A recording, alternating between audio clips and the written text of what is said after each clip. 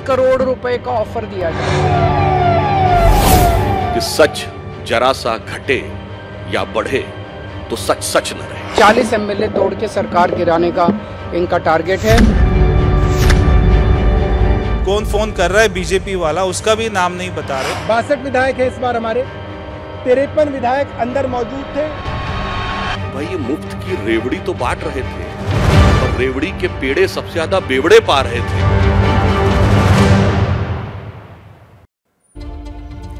The great Indian आप drama. नमस्कार, ABP news पर हाजिर हूं मैं रुबाना इसार खान। इंडिया चाहता है में आपका स्वागत है। दिल्ली के मुख्यमंत्री अरविंद केजरीवाल लगातार यही दुहाई दे रहे हैं कि बीजेपी उनकी पार्टी को तोड़ना चाहती है, उनके विधायकों को खरीदना चाहती है, उनके उप मुख्यमंत्री मनीष सिसोदिया को हड़प लेना चाहती है। आज अपने घर पर विधायकों संग बैठक भी कर ली और राजघाट जाकर महात्मा गांधी की समाधि पर सिर भी नवा दिया। तो आज इंडिया चाहता है में आप देखेंगे कि शराब घोटाले में सीबीआई का शिकंजा कसा, तो क्या केजरीवाल उससे अपने बचाव के लिए दल बदल वाला दांव चल रहे हैं। आज मैं आपको यह भी बताऊंगी कि किस मामले में बिहार के उप मुख्यमंत्री तेजस्वी यादव भी अरविंद केजरीवाल के नक्शे कदम पर चल रहे हैं। और आप ये भी देखिएगा कि खनन वाले लाभ के चक्कर में झारखंड के मुख्यमंत्री हेमंत सोरेन को कैसे हानि होने जा रही है। तो आइए शुरुआत मुख्यमंत्री अरविंद केजरीवाल और उनकी पार्टी पर मचे हाई वोल्टेज ड्रामा से करते हैं। पहले आम आदमी पार्टी के विधायक और सांसद आरोप लगा रहे थे कि उन्हें तोड़ने की कोशिश हो रही है। अब मुख्यमंत्री केजरीवाल ये आरोप खुल्लम खुल्ला लगा रहे हैं, लेकिन आरोपों को लेकर कोई सबूत नहीं दिया जा रहा है। हमारा आज का सवाल इसी से जुड़ा हुआ है।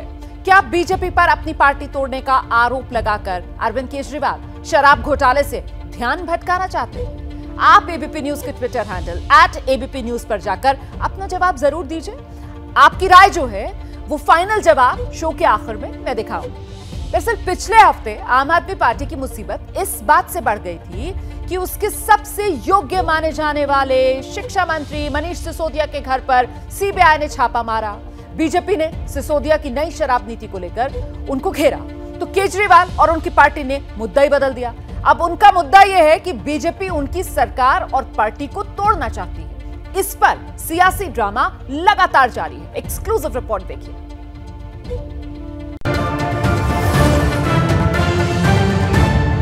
सत्याग्रह। हमने प्रार्थना यही की कि जो ये माहौल चल रहा है देश के अंदर, एक के बाद एक सरकार गिराने का, क्यों लड़ रहे हैं? सारा देश मिलके आगे बढ़ेगा तभी तो हम तरक्की करेंगे। साजिश। हमारे एमएलए को एक एमएलए को 20-20 करोड़ रुपए का ऑफर दिया जा रहा है। 40 एमएलए तोड़ के सरकार गिराने का इनका टारगेट है। रहस्य। मनीष सिसोदिया जी खुद कह रहे हैं कि उनको एकनाथ शिंदे की तरह इस्तेमाल करके पार्टी को दो फाड़ करने की कोशिश की जा रही है। एक्शन। मेरी गर्दन की चिंता मत करना, मेरी गर्दन ईमानदारी की गर्दन है। इमोशन। समझता हूँ मैं बहुत सौभाग्यशाली हूँ कि मुझे मनीष सिसोदिया जी जैसे साथी मिले। उन्होंने इतनी बड़ी बात, उनको सीएम बना रहे थे, उन्होंने उसको ठुकरा दिया।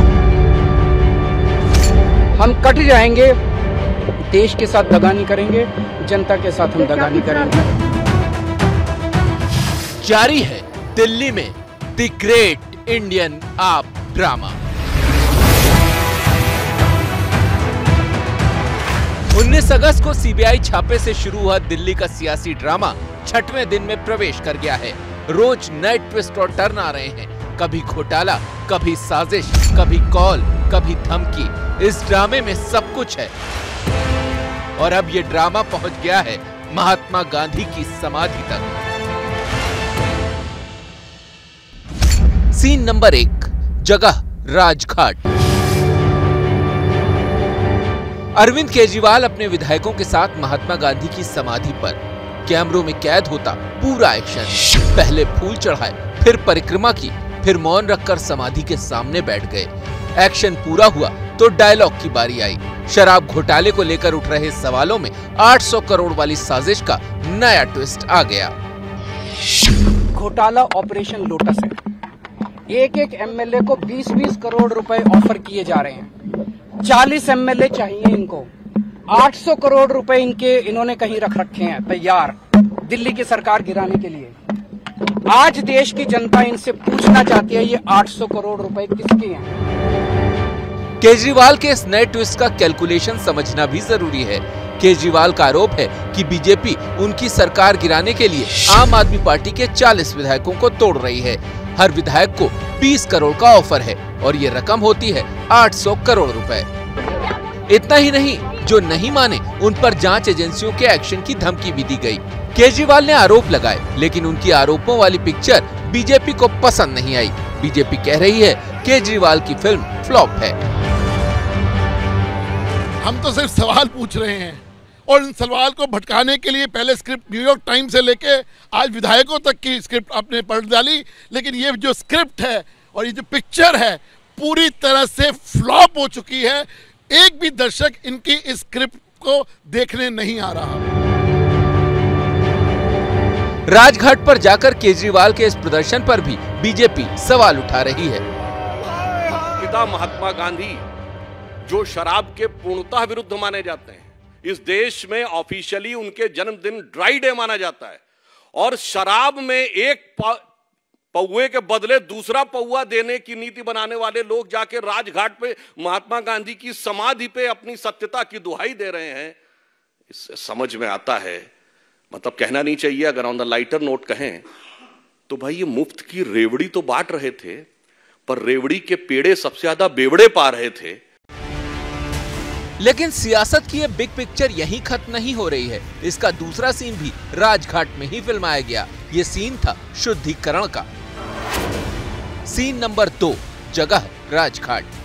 केजरीवाल गए तो बीजेपी नेता पहुंच गए राजघाट। बीजेपी का आरोप है कि दिल्ली में शराब बांटने वाले केजरीवाल ने बापू की समाधि को अशुद्ध कर दिया है, लिहाजा गंगा जल से इसका शुद्धिकरण जरूरी है। भले ही आज सारा एक्शन राजघाट में दिख रहा हो, लेकिन साजिश वाली ये स्क्रिप्ट आम आदमी पार्टी ने कल ही बाहर कर दी थी, जब 4 विधायकों के साथ 20 करोड़ वाला आरोप लगाया गया था। उसके बाद बीती शाम को आम आदमी पार्टी ने पीएसी की बैठक बुलाई। इस बैठक में तय किया गया कि आपके सभी विधायकों को बुलाकर ये जाना जाए कि कितने विधायकों को बीजेपी ने ऑफर दिया है। सुबह 11 बजे बैठक बुलाई गई। सीन नंबर 3, जगह मुख्यमंत्री आवास। बैठक में विधायक पहुंच ही रहे थे कि आम आदमी पार्टी ने इस सीन में नया मसाला डाल दिया, विधायकों से संपर्क न होने का मसाला। सवाल उठे कि क्या कुछ विधायक बगावत कर सकते हैं। देखिए हमें पूरा भरोसा है कि आम आदमी पार्टी के सारे विधायक आम आदमी पार्टी के साथ हैं और आम आदमी पार्टी के साथ रहेंगे। कुछ विधायकों से संपर्क नहीं हो पाया पार्टी ऑफिस का, जो उन्हें यहाँ मीटिंग में बुला रहे थे। अभी मीटिंग का समय 11 बजे है। हमें उम्मीद है कि तब तक सारे विधायक आ जाएंगे। बैठक के बाद आम आदमी पार्टी ने घोषणा कर दी कि साजिश का यह खेल 800 करोड़ का है। 40 विधायकों को तोड़ने का प्लान था। अब सीबीआई और ईडी जांच करे कि पैसा कहां से आया। जो आंकड़े निकल के आए उस हिसाब से अगर देखा जाए तो एक विधायक को खरीदने के लिए भारतीय जनता पार्टी 20 करोड़ रुपए ऑफर कर रही है। अगर 40 विधायक तोड़ने की कोशिश कर रहे हैं वो लोग, तो 20 को 40 से जो अगर मल्टीप्लाई करें, वो मैथ्स देखें हम, तो लगभग 800 करोड़ रुपए जो है भारतीय जनता पार्टी ये काला धन ही होगा। अब तक आम आदमी पार्टी ये साबित करने में लगी थी कि दिल्ली में ऑपरेशन लोटस चलाया जा रहा है, लेकिन बैठक के बाद वक्त था बड़े ऐलान का। सीन नंबर 4, जगह आम आदमी पार्टी दफ्तर। सौरभ भारद्वाज आए और उन्होंने ऐलान किया कि दिल्ली में बीजेपी का ऑपरेशन लोटस फेल हो गया है। 53 विधायक बैठक में आए और उन्होंने केजरीवाल के साथ जीने मरने की कसम खा ली। बाकी विधायकों से संपर्क हो गया है, कुछ बाहर हैं, कुछ दौरे पर। मैं आज यहाँ पे अनाउंस करता हूँ, ऑपरेशन लोटस फेल। आज हमारे इस मुख्यमंत्री जी के आवास में आपने देखा 53 विधायक मौजूद थे। 68 विधायक है, 62 विधायक है इस बार हमारे। 53 विधायक अंदर मौजूद थे। आम आदमी पार्टी अपनी स्क्रिप्ट पर काम कर रही थी तो बीजेपी अपने आरोपों पर अड़ी हुई थी। सीन नंबर 5, बीजेपी दफ्तर। कि सच जरा सा घटे या बढ़े तो सच सच न रहे, सच जरा सा घटे या बढ़े तो सच सच न रहे, मगर झूठ की तो कोई इंतहा नहीं। और लाख चेहरे बदल के आ जाता हूं मैं, मगर ये आईना कमबख्त झूठ बोलता ही नहीं। यह आम आदमी के चरित्र का वास्तविक चित्रण है। बीजेपी कह रही है कि इधर उधर की बात न कर, ये बता कि घोटाला किसने किया। हमारे एमएलए जो है मिल नहीं रहे, उनका नाम भी नहीं बताते। कौन फोन कर रहा है बीजेपी वाला, उसका भी नाम नहीं बता रहे। मगर इनके कौन कौन विधायक नहीं मिल रहे उनका भी नाम नहीं बता रहे। और तो और परवेश वर्मा ने तो पुरानी फिल्म का डायलॉग बदलकर केजरीवाल की महिमा भी सुना दी। एक मैंने पिक्चर देखी थी शोले, तो वो शोले का बहुत फेमस एक डायलॉग है, जब वो जय वीरू की शादी के लिए बात करने जाते हैं मौसी से, तो फिर वो उनसे पूछते हैं कि भाई अपना जो है कोई झूठ वूठ तो नहीं बोलता। दरअसल 19 अगस्त को शुरू हुए इस पॉलिटिकल ड्रामे की शुरुआत दिल्ली की नई शराब नीति में हुए घोटाले के आरोपों से हुई थी। उसके बाद सीबीआई का छापा सिसोदिया के घर पर पड़ा। मनीष सिसोदिया ने अगले दिन बीजेपी के एक नेता के कॉल आने की बात कही। आरोप लगाया गया कि उन्हें सीएम पद ऑफर किया गया, बदले में पार्टी तोड़ने की मांग थी। अगले दिन 4 विधायकों ने 20 करोड़ के ऑफर की बात की और अब ये मामला 40 विधायकों तक पहुंच गया है। हालांकि आम आदमी पार्टी इस बात पर सस्पेंस बनाई हुई है कि ऑफर बीजेपी के किस नेता ने दिया। एक तरफ बीजेपी घोटाले पर सवाल कर रही है तो दूसरी तरफ आप ऑपरेशन लोटस की। लेकिन आप बीजेपी की इस सियासी लड़ाई का ये क्लाइमेक्स नहीं है, पिक्चर अभी बाकी है। दरअसल 10 साल पहले जब अरविंद केजरीवाल ने आम आदमी पार्टी बनाई थी तो कहा था कि यह पार्टी कोई रेगुलर राजनीतिक दल नहीं होगी। लेकिन आज केजरीवाल और उनकी पार्टी भी शुद्ध देसी राजनीति करने लगी है। इसका नतीजा यह हुआ है कि दिल्ली में आम आदमी पार्टी और बीजेपी की जंग मुद्दों से हटकर चुनावी नफे नुकसान से जुड़ गई है। देखिए, बीजेपी ने शराब घोटाले का आरोप लगाया तो आम आदमी पार्टी बीजेपी पर दिल्ली सरकार को गिराने की साजिश रचने का आरोप लगा रही है। बीजेपी शराब घोटाले में आरोपी मनीष सिसोदिया को मान रही है तो अपनी सरकार गिराने की साजिश में आम आदमी पार्टी किसी अनाम बीजेपी नेता का नाम ले रही है। यानी वो आरोप लगा रही है लेकिन बीजेपी नेता है कौन, नाम नहीं बता रही है। बीजेपी कह रही है दिल्ली में शराब घोटाले में 144 करोड़ रुपए का गड़बड़ झाला हुआ है। वहीं आम आदमी पार्टी जिस तरह बीजेपी पर उसके विधायकों को 20 करोड़ में खरीदने की साजिश का आरोप लगा रही है ना, उसमें 40 विधायकों की वो बात कर रही है, तो कुल मिलाकर बीजेपी को 800 करोड़ रुपए इस मामले में खर्च करने पड़ते। तो 800 करोड़ रुपए के काले धन को लेकर आम आदमी पार्टी बीजेपी को कटघरे में खड़ा कर रही है। अब दोनों दलों के राजनीतिक टारगेट की अगर बात की जाए तो बीजेपी की नजर है दिल्ली पर और आम आदमी पार्टी की नजर गुजरात पर, हिमाचल प्रदेश पर, जहां इसी साल के अंत में विधानसभा के चुनाव होने हैं। सीबीआई पर एक सियासत जो है वो दिल्ली में चल रही है और दूसरी कहां चल रही है जानते हैं ना आप? पटना आरजेडी नेता और बिहार के उप मुख्यमंत्री तेजस्वी यादव ने सीबीआई के अफसरों को धमकी दे दी है। तेजस्वी ये कह रहे हैं कि सीबीआई अधिकारी जरा संभल कर विपक्षी नेताओं पर हाथ डालें, क्योंकि जो सरकार है उसको बदलने में वक्त नहीं लगता है। लेकिन इससे आगे तेजस्वी यादव अरविंद केजरीवाल के नक्शे कदम पर चल पड़े। जैसे केजरीवाल कहते हैं ना बीजेपी उनकी पार्टी को तोड़ना चाहती है, बिल्कुल वैसे ही तेजस्वी कह रहे हैं कि सीबीआई के अधिकारी उनके नेताओं पर आरजेडी छोड़ने का दबाव डाल रहे हैं। ये खास रिपोर्ट देखिए आप।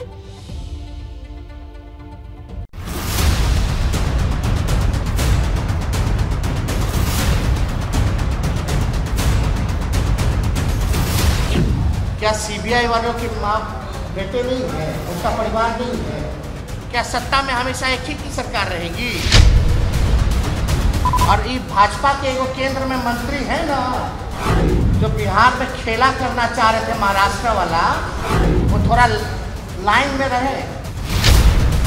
सीबीआई डराने के लिए तो डरने वाला नहीं है, हम लोग डरने वाला में से नहीं है। आज पहली बार नहीं हो रहा है छापेमारी। सीबीआई को तेजस्वी क्यों धमका रहे हैं?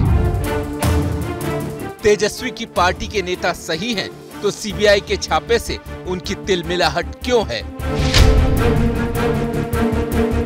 क्या तेजस्वी दबाव बनाकर नौकरी के बदले जमीन मामले से ध्यान भटकाना चाहते हैं?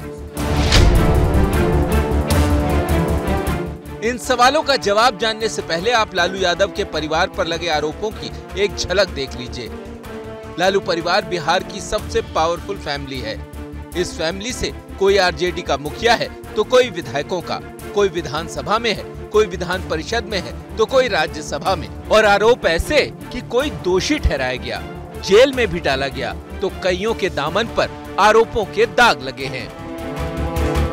आरजेडी अध्यक्ष लालू प्रसाद यादव चारा घोटाले में दोषी और सजायाफ्ता है। तो वहीं आय से ज्यादा संपत्ति और IRCTC मामले में वो आरोपी हैं। उनकी पत्नी और पूर्व मुख्यमंत्री राबड़ी देवी नौकरी के बदले जमीन मामले में आरोपी हैं। लालू की बेटी और सांसद मीसा भारती भी नौकरी के बदले जमीन मामले में आरोपी हैं। लालू के बेटे तेजस्वी यादव IRCTC मामले में आरोपी हैं। लेकिन जब रेलवे में नौकरी के बदले जमीन वाले मामले में CBI के छापे पड़े तो तेजस्वी यादव धमकी पर उतर आए। उन्होंने CBI को बड़े करीने से धमकाने की कोशिश की कि देख लो, कल दिल्ली की सरकार बदल गई तब क्या करोगे। क्या CBI वालों के माँ बेटे नहीं है, उनका परिवार नहीं है? क्या वो हमेशा CBI ऑफिसर रहेंगे? क्या वो रिटायर्ड नहीं होंगे? क्या सत्ता में हमेशा एक ही की सरकार रहेगी? अगर तेजस्वी को CBI से शिकायत है तो वो कोर्ट का दरवाजा खटखटा सकते हैं, लेकिन तेजस्वी यादव को लगता है कि केंद्र में बीजेपी की सरकार है, इसीलिए CBI उनके खिलाफ चुन चुनकर छापे मार रही है, कार्रवाई कर रही है। लेकिन जिस वक्त CBI ने लालू प्रसाद यादव के खिलाफ चारा घोटाले में मामला दर्ज किया था, उस वक्त केंद्र में जनता दल की सरकार थी और लालू प्रसाद यादव खुद उस वक्त जनता दल में थे। 1997 में जब लालू को लगा कि वो बिहार के मुख्यमंत्री नहीं रह पाएंगे तो अपनी पत्नी राबड़ी देवी को मुख्यमंत्री बनवा दिया। लेकिन तेजस्वी को लग रहा है कि CBI जानबूझकर उनके परिवार को फंसाती और परेशान करती है। तब से अब तक हम लोगों ने पूरे परिवार ने ना कोऑपरेट किया है, सभी जांच एजेंसियों के हर न्यायालय के आदेश को न माना है, कहीं कुछ गलत किया है हम लोगों ने। लेकिन हम ही लोगों पे FIR कितना 2.5 दशक से तो हम छापे देख रहे हैं। वैसे तो अरविंद केजरीवाल और तेजस्वी की पार्टी और पार्टी की विचारधारा में बहुत फर्क है, लेकिन एक मामले में दोनों एक ही प्लेटफॉर्म पर खड़े हैं। केजरीवाल भी कह रहे हैं कि उनके विधायकों को तोड़ने की कोशिश की जा रही है कि केजरीवाल का साथ छोड़ दें। तेजस्वी कह रहे हैं कि उनके विधायकों को तोड़ने की कोशिश की जा रही है कि वो लालू यादव का साथ छोड़ दें। लालू जी को अभद्र गाली से परोसा जा रहा है, गाली दी जा रही है और ये बोला जा रहा है कि कोई भी जिनके यहाँ भी कल रेड पड़ा है, कोई भी हो, उनको ये बोला जा रहा है कि लालू जी से अगर संबंध रखोगे तो तुमको अरेस्ट कर लेंगे। तेजस्वी का कहना है कि उनके लोगों को CBI के लोग डरा धमका रहे हैं। आज भी लालू के करीबी और RJD के कोषाध्यक्ष सुनील सिंह के यहाँ छापा पड़ा। उनकी पत्नी को लेकर CBI team boring canal road के स्टेट बैंक तक भी गई, लेकिन उसके बारे में न CBI ने कुछ कहा और न सुनील सिंह की पत्नी वंदना सिंह ने। RJD नेता सुनील सिंह के घर से CBI की टीम को कुछ अहम कागजात, कंप्यूटर के हार्ड डिस्क और 2,59,000 रुपए कैश मिले। सुनील सिंह का भी कहना है कि CBI वाले तेजस्वी को किसी साजिश में फंसाना चाहते हैं। जो भी इनका महत्वपूर्ण अंग है, ये इस चीज पे लगा हुआ है कि किस तरह से इन लोगों के गठबंधन को दूर किया जाए, किस तरह से तेजस्वी यादव को किसी न किसी मामले में फंसा दिया जाए, किसी न किसी मामले में तेजस्वी यादव को आरोपित कर दिया जाए। बुधवार को खबर आई थी कि गुरुग्राम में तेजस्वी यादव के मॉल पर भी CBI का छापा पड़ा है। जिस मॉल का नाम आया उसके वीडियो लेकर तेजस्वी मीडिया से रूबरू हुए कि वो तो हरियाणा के मुख्यमंत्री मनोहर लाल खट्टर के करीबी का है। से वो कौन और जिसका जो आयोजन है टाउन कंट्री प्लानिंग डिपार्टमेंट और हमारे व्हाइट लैंड जिन्होंने मिलकर के किया है। पहले तो मैं अपने इन विभागों को जिन्होंने आज का आयोजन किया है, इनको बहुत बधाई देता हूं कि इस प्रकार का सुंदर एक कार्यक्रम आज आप कर रहे हैं।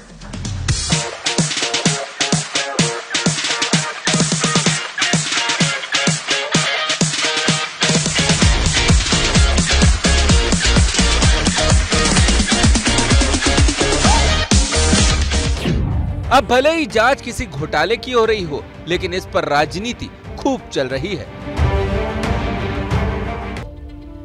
तो बिहार में महागठबंधन सरकार की तरफ से आरोप लगाया जा रहा है कि CBI का दबाव ऐसा। उधर झारखंड में हेमंत सोरेन दोहरे लाभ के पद वाले मामले में फंसते हुए नजर आ रहे हैं। एबीपी न्यूज को मिली जानकारी के मुताबिक चुनाव आयोग ने राज्यपाल को सीलबंद लिफाफे में अपना फैसला भेज दिया है। मुख्यमंत्री हेमंत सोरेन इस मामले में अपनी कुर्सी गंवा सकते हैं। सूत्र ये जानकारी दे रहे हैं, हेमंत सोरेन की जो सदस्यता है वो रद्द की जा सकती है। ऐसा होता है तो मुख्यमंत्री की कुर्सी चली जाएगी। तो सवाल ये, फिर कौन होगा मुख्यमंत्री? और ये सवाल बना हुआ है, क्या उस स्थिति में हेमंत सोरेन अपनी पत्नी कल्पना सोरेन को मुख्यमंत्री बनवा पाएंगे, जैसा 25 साल पहले बिहार में लालू यादव ने अपनी पत्नी राबड़ी देवी को बनवा दिया था? ये एक्सक्लूसिव रिपोर्ट देखिए।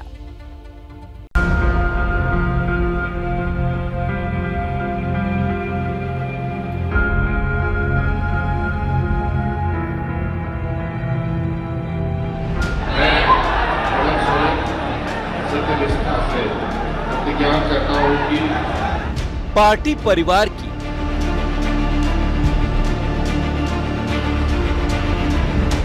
सरकार परिवार की,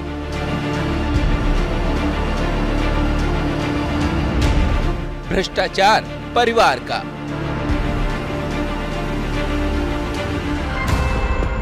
इक्कीस साल पहले जब बिहार को बांटकर झारखंड बना था तो एक सपना था विकसित झारखंड का, लेकिन परिवारवाद की उंगली पकड़कर पनपने वाले भ्रष्टाचार ने राज्य को खोखला कर दिया। तभी तो राज्य के मुख्यमंत्री हेमंत सोरेन दोहरे लाभ के पद के मामले में ऐसे फंसे कि कुर्सी हिलने लगी। सर, एक तरफ आप इतने विकास के काम कर रहे हैं, लोगों की खुशी चेहरे में, और दूसरी तरफ सर निर्वाचन आयोग के फैसले पर आपके खिलाफ साजिश कर रही है, क्या लगता है सर? अभी कहाँ है, कौन बोल रहा है? शिबू सोरेन 3 बार मुख्यमंत्री रहे। उनके बेटे हेमंत सोरेन दूसरी बार मुख्यमंत्री बने। पिता पर कोयला घोटाले का दाग लगा, बेटे पर खनन में भ्रष्टाचार का। पहले ये मामला समझिए कि किस माइनिंग से हेमंत सोरेन पर भ्रष्टाचार के आरोप लगे हैं। बीजेपी डेलीगेशन ने फरवरी 2022 में आरोप लगाया कि सोरेन ने रांची के अनगढ़ा में अपने नाम से खनन पट्टा लिया है, लिहाजा उनकी विधानसभा सदस्यता रद्द करने की मांग की गई। मामला सीएम हेमंत सोरेन से जुड़े खनन लीज और शेल कंपनियों में उनके और उनके करीबियों की हिस्सेदारी से जुड़ा है। आरोप है कि सीएम हेमंत ने अपने पद का दुरुपयोग कर स्टोन क्वेरी माइंस अपने नाम आवंटित करवा ली थी। सोरेन परिवार पर शेल कंपनियों में निवेश कर अकूत संपत्ति अर्जित करने का आरोप है।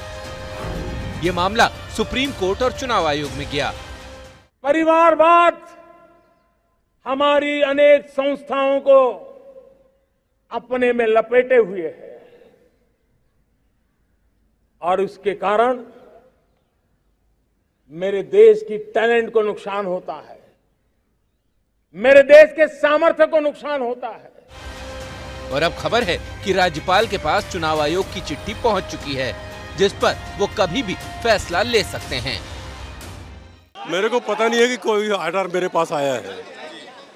मैं अभी मिसेस को ट्रीटमेंट के लिए मैं गया हुआ था। मैं 2 दिन अभी एम्स में था, लेकिन मेरी जानकारी में नहीं है कि कोई निर्णय हुआ होगा। अब राजभवन जाऊंगा, अगर यहाँ आया होगा तभी मैं बता पाऊंगा। बीजेपी का आरोप है कि ये खनन झारखंड की तरक्की के लिए था, लेकिन सोरेन परिवार की तरक्की में इसे झोंक दिया गया। अब नतीजा सामने है। जो लोग परिवारवाद पे भ्रष्टाचार कर रहे हैं और भ्रष्टाचार करके जो शानो शौकत से जिंदगी जी रहे हैं, जिसको चोरी और सीनाजोरी कहते हैं, उनके लिए एक बड़ा सबक है कि यदि आप राजनीति में आए हैं तो वो शुचिता शुद्धता के साथ आइए, जनता का भला करिए। अपना पेट भरने के लिए नहीं आइए, अपने परिवार को अमीर बनाने के लिए नहीं आइए, और यदि आप आइएगा तो यही दुर्गति होगी। माननीय मुख्यमंत्री जी मुख्यमंत्री रहते हुए स्वयं अपने पैर पे कुल्हाड़ी मारे हैं। तो राज्य में जो आज राजनीतिक अस्थिरता का वातावरण है, उसके लिए मुख्यतः जिम्मेदार है माननीय मुख्यमंत्री हेमंत सोरेन जी। और कानून से कोई ऊपर नहीं है, चाहे हम हो चाहे आप हो। महामहिम अविलंब इस पर पीसी एक्ट केस करके माननीय मुख्यमंत्री पर पीसी एक्ट का भी केस लागू हो। झारखंड ही है जिसके कारण हिंदुस्तान अपनी खनिज संपदाओं पर सबसे ज्यादा गर्व करता है, लेकिन 2014 में जस्टिस MB शाह कमीशन ने अवैध खनन पर एक रिपोर्ट दी थी, जिसके मुताबिक अवैध खनन से झारखंड को 22,000 करोड़ रुपए से भी ज्यादा का नुकसान हुआ। अब यही खनन का मामला हेमंत सोरेन के गले की फांस बन सकता है। रांची से ज्ञानेंद्र तिवारी की रिपोर्ट। नफरत का जवाब नफरत हो नहीं सकती। तेलंगाना में बीजेपी नेता टी राजा सिंह ने पैगंबर मोहम्मद के बारे में आपत्तिजनक बयान दिया, उस पर कार्रवाई हुई। बीजेपी ने राजा को निलंबित कर दिया और आज गिरफ्तारी भी हो गई है टी राजा सिंह की। पुलिस के मुताबिक राजा सिंह लगातार भड़काऊ बयान देता रहा है। उसको प्रिवेंशन डिटेंशन एक्ट में 1 साल तक जेल हो सकती है। इस सब के बीच एआईएमआईएम के नेता हैं असदुद्दीन ओवैसी। राजा का विरोध तो करते हैं, लेकिन सिरतन से जुदा पर दूसरा रुख इख्तियार कर लेते हैं असदुद्दीन ओवैसी। इसी पर देखिए ये एक्सक्लूसिव रिपोर्ट।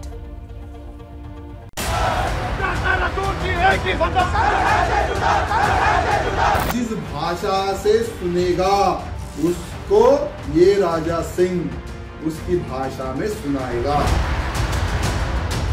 क्या इस नारे का समर्थन किया जा सकता है?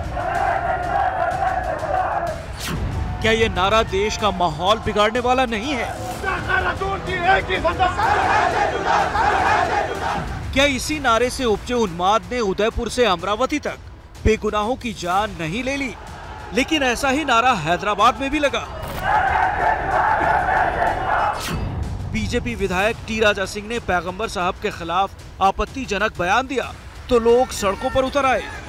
उनकी पुलिस से झड़प हुई, पुलिस ने उन्हें हिरासत में ले लिया, लेकिन उनमें से कुछ लोगों को एआईएमआईएम के अध्यक्ष असदुद्दीन ओवैसी ने पुलिस से कहकर छुड़वा लिया। और भाई बहुत बुरा हुआ, वो मालूम होते कि मैं मुजफ्फर को बोला जो आके मुजफ्फर कॉर्पोरेटर साहब और समस्त कॉर्पोरेटर साहब आके हम लोग रिहा करे और आपका बहुत बहुत शुक्रिया, जज़ाकल्लाह।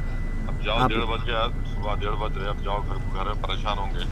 आपत्तिजनक बयान की वजह से बीजेपी ने टी राजा सिंह को पार्टी से निलंबित भी कर दिया, लेकिन हैदराबाद की सड़कों पर टी राजा के खिलाफ आक्रोश की आवाज थमी नहीं। बुधवार की रात जब पुलिस ने ताबड़तोड़ एक्शन ली तो माहौल शांत दिखा, लेकिन गुरुवार को थोड़ा तनाव वाला माहौल फिर से बनने लगा। आज गुरुवार का दिन है। गुरुवार की सुबह में भी धरना और प्रदर्शन जारी रहा। उसके बाद पुलिस ने करीब 100 से ज़्यादा लोगों को हिरासत में लिया, अलग अलग पुलिस स्टेशन में लेके जाया गया। अभी स्थिति सामान्य है, प्रदर्शन नहीं हो रहे हैं, लेकिन कल शुक्रवार है और शुक्रवार की नमाज के बाद चार मीनार के सामने मक्का मस्जिद पे धरना प्रदर्शन की संभावना है। उसके मद्देनजर शहर की सुरक्षा व्यवस्था कड़ी रखी गई है। इस बीच पुलिस ने टी राजा सिंह को आज गिरफ्तार कर लिया है। पहली बार राजा सिंह की गिरफ्तारी को अवैध बताते हुए कोर्ट ने रिहाई के आदेश दिए थे। राजा सिंह के वकील ने भी खुद को जान का खतरा बताया है। हर किसी को अपनी जान का खतरा है, लेकिन आम लोगों की जान को खतरा उन नारों और बयानों से है जिसमें नफरत ही नफरत भरी है। प्रधानमंत्री नरेंद्र मोदी इस साल की शुरुआत में पंजाब गए थे, लेकिन फिरोजपुर में उनकी सुरक्षा में बहुत बड़ी चूक हो गई थी। तब पंजाब में कांग्रेस की चन्नी सरकार थी, जिसने पीएम मोदी की सुरक्षा इंतजाम में लापरवाही को बेहद हल्के में लिया था। पर आज सुप्रीम कोर्ट में जांच कमेटी की रिपोर्ट आई तो पता यह चला कि वाकई पीएम मोदी की सुरक्षा में बेहद गंभीर गलती की गई थी। तत्कालीन एसएसपी को अदालत ने इसके लिए कटघरे में खड़ा किया है। देखिए ये स्पेशल रिपोर्ट।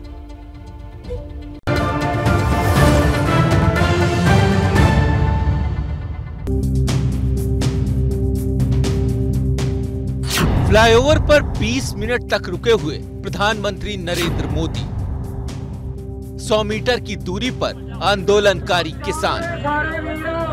5 जनवरी को पंजाब के फिरोजपुर में प्रधानमंत्री नरेंद्र मोदी की सुरक्षा में जितनी बड़ी चूक हुई थी, उसने समूचे देश को हिलाकर रख दिया था। अब सुप्रीम कोर्ट ने भी माना है कि वाकई पीएम मोदी की सुरक्षा को लेकर पंजाब की पुलिस से बड़ी गलती हुई थी। उपचारी उपाय क्या हो, सेफगार्ड्स कैसे रखे जाएं, रक्षा कैसे की जाए, उसको लेकर भी जहां एक और सुप्रीम कोर्ट ने टिप्पणी की है, वहां पर यह भी बताया है कि किस तरह से फिरोजपुर के एसएसपी पूरी तरह से विफल हुए प्रधानमंत्री जी की यात्रा में सुरक्षा उपलब्ध करवाने के लिए। 5 जनवरी को प्रधानमंत्री नरेंद्र मोदी सड़क मार्ग से बठिंडा से फिरोजपुर जा रहे थे। अचानक प्रधानमंत्री मोदी को एक फ्लाईओवर पर रुकना पड़ा, क्योंकि आगे बहुत सारे प्रदर्शनकारी आ चुके थे। इसे सुरक्षा में गंभीर चूक माना गया, क्योंकि राज्य के डीजीपी की सहमति के बाद ही प्रधानमंत्री का रास्ता तय होता है। लेकिन डीजीपी तो खुद नदारद थे। जब प्रधानमंत्री जी पंजाब पहुंचे, किसी भी राज्य में माननीय प्रधानमंत्री जी जाएं तो वहां के मुख्यमंत्री, वहां के मुख्य सचिव, वहां के डीजीपी पुलिस यानी कि डायरेक्टर जनरल पुलिस, वो वहां पर रहते हैं, लेकिन तीनों के तीनों वहां से गायब थे, अनुपस्थित थे। लेकिन इस मामले को लेकर लॉयर्स वॉइस नाम की संस्था ने सुप्रीम कोर्ट का दरवाजा खटखटाया। सुप्रीम कोर्ट की तरफ से रिटायर्ड जज जस्टिस इंदु मल्होत्रा की अगुवाई में नियुक्त कमेटी ने जो रिपोर्ट दी है, उसके मुताबिक पीएम मोदी की सुरक्षा में गंभीर चूक हुई।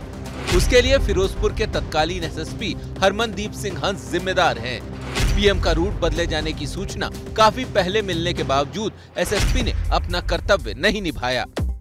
इस बात को लेकर ही बीजेपी अब तत्कालीन चन्नी सरकार को घेर रही है। प्रधानमंत्री जी को अकेला पंजाब में छोड़ दिया और जिस पुल पे जाकर वो उनका काफिला रुका, उससे मात्र 100 मीटर की दूरी पर आंदोलनकारी और पंजाब पुलिस मूक दर्शक बनकर 20 मिनट तक खड़ी रही।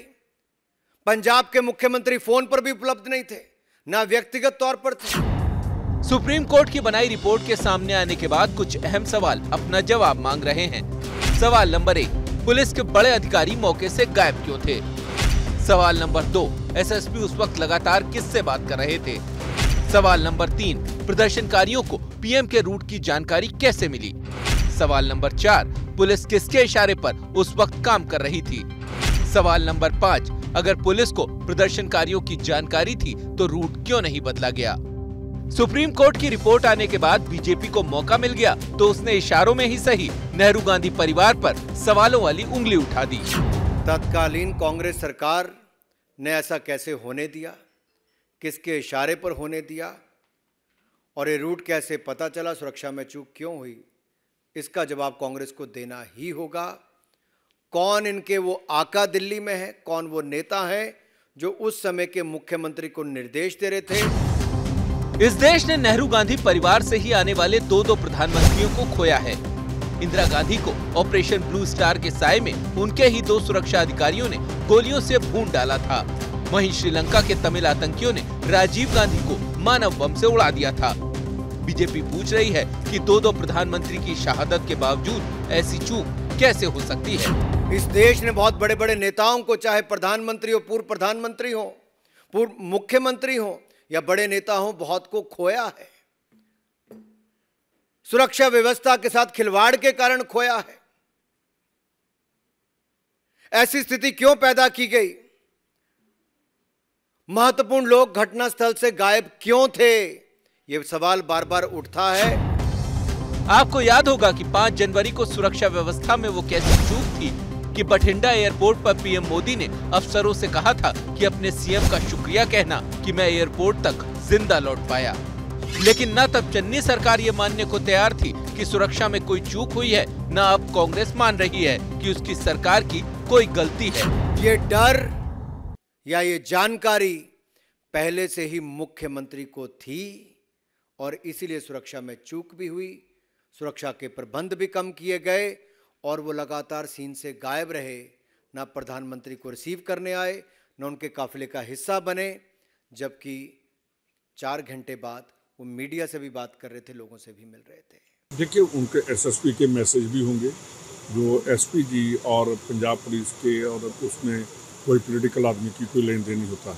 सीएम सिक्योरिटी जो ब्लू बुक कहती है वो उसी के ऊपर ही चला जाता है। उसमें कौन कौन मेंबर थे, किसने मीटिंग ली, एसपी जी के कौन आदमी आए, किन्होंने किया, ये सारा कुछ उनको ही पता होगा।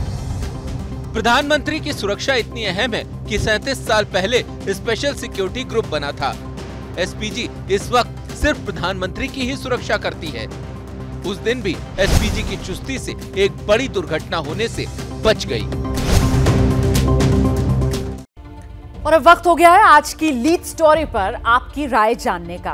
आज का सवाल हमारा, क्या बीजेपी पर अपनी पार्टी तोड़ने का आरोप लगाकर अरविंद केजरीवाल शराब घोटाले से ध्यान भटकाना चाहते हैं? आपकी राय आंकड़ों में जो सामने आई है, 65% लोगों का जवाब हाँ में है, जो मान रहे हैं कि हाँ, अरविंद केजरीवाल ध्यान भटकाना चाहते हैं। हालांकि 35% इससे इत्तेफाक नहीं रखते हैं। तो अब इंडिया चाहता है में कल आपसे फिर मुलाकात होगी। फिलहाल मुझे इजाजत दीजिए। क्या मजबूरी है मेरी, बताइए। मैं अभी आपको बताती हूँ कि मैंने ओए होए होए होए नमकीन के चटकारे लेते हुए टकटकी मार के डिबेट शो को पॉज रिपीट कर कर के देख रहे हैं जोगिंदर जी। इनकी तरह आप भी देखें अपनी फेवरेट डिबेट्स को रिपीट कर और डाउनलोड कीजिए एबीपी लाइव ऐप अपने स्मार्ट टीवी पर।